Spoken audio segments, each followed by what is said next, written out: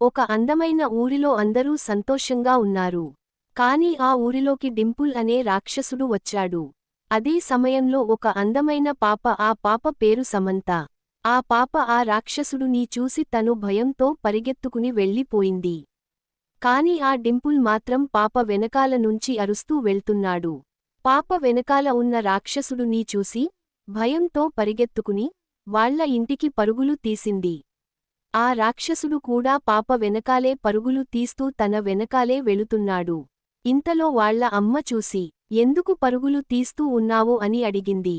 అప్పుడు వాళ్ళ అమ్మకి చెప్పింది, నా వెనకాల ఒక రాక్షసుడు వస్తున్నాడు అమ్మ అంది.